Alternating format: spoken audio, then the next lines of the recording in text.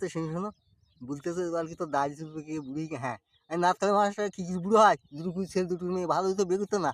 হ্যাঁ, জানি মা চিদিন মাছ বুড়ি কিছু পারবে এটা না।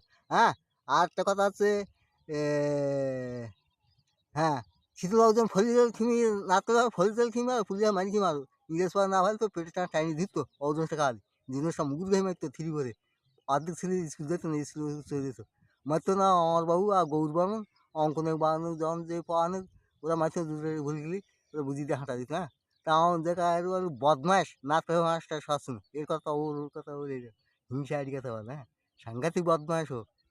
হ্যাঁ, কারো ভালো কেউ দেখতে হয় না।